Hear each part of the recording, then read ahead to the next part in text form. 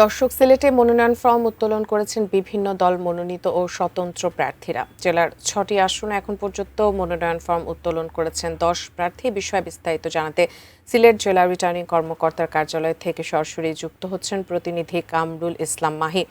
মাহি, বেলা বাড়ার সাথে সাথে মনোনয়ন ফরম উত্তোলনের আসলে প্রার্থীদের আনাগোনা কি বাড়ছে কিনা এবং যারা মনোনয়ন তুলেছেন তাদের মধ্যে কোনো দ্বিধাবিভক্তি আছে কিনা দলীয়ভাবে জানাবেন। উজমা, আমরা সিলেট জেলা রিটার্নিং কর্মকর্তার কার্যালয় অর্থাৎ সিলেটের ডিসি অফিস, এটাই সিলেটের রিটার্নিং কর্মকর্তার কার্যালয় হিসেবে গণ্য করা হচ্ছে। এই জায়গায় আসার পরে আমরা যে তথ্য পেয়েছি, গতকালকে পর্যন্ত সিলেটের মোট ৬টি সংসদীয় আসনের মধ্যে ৭ জন প্রার্থী তারা মনোনয়ন ফর্ম উত্তোলন করেছিলেন। আজকে নতুন করে তারা তিনজন প্রার্থী মনোনয়ন ফর্ম উত্তোলন করেছেন, অর্থাৎ এখন পর্যন্ত মোট ১০ জন প্রার্থী মনোনয়ন ফর্ম উত্তোলন করেছেন।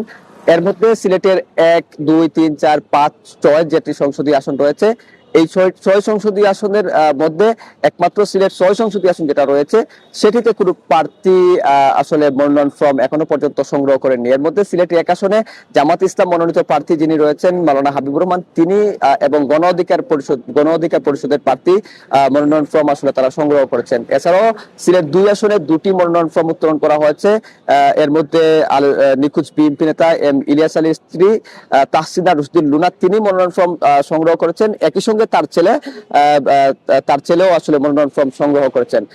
এর বাইরে সিলেট ৪ আসনে ৩ জন এবং সিলেট ৫ আসনে ২ জন, মোট ১০ জন প্রার্থী আসলে মনোনয়ন ফর্ম সংগ্রহ করেছেন। এবং আমরা এখানকার রিটার্নিং কর্মকর্তার কার্যালয়ের দায়িত্বপ্রাপ্ত কর্মকর্তা যিনি রয়েছেন তার সঙ্গে আমরা কথা বলেছিলাম। তিনি বলছেন অনেক প্রার্থীরাই আসলে তাদের সঙ্গে যোগাযোগ করছেন এবং প্রার্থীদের প্রতিনিধি পার্টি আসলে মনোনয়ন ফর্ম উত্তোলন করছেন। এবং সিলেটের যে আলোচিত প্রার্থী যারা রয়েছেন, বিশেষ করে ১ আসনের বিএনপির প্রার্থী যিনি খন্দকার আব্দুল মুক্তাদির এবং সিলেট ৪-এর যিনি প্রার্থী সিলেট সিটি কর্পোরেশনের সাবেক মেয়র যিনি ছিলেন আরিফুল হক চৌধুরী, তারা এখনো পর্যন্ত আসলে মনোনয়ন ফর্ম আসলে উত্তোলন করেননি। তো সব মিলিয়ে বলা চলে প্রার্থীরা আসলে মনোনয়ন ফর্ম সংগ্রহ করছেন তাদের প্রতিনিধি পাঠিয়ে, এবং বিএনপির যে প্রার্থীরা রয়েছেন তারাও আসলে মনোনয়ন ফর্ম আনুষ্ঠানিকভাবে নিবেন সেটিও আমাদেরকে জানিয়েছেন। তো এই ছিল সিলেট।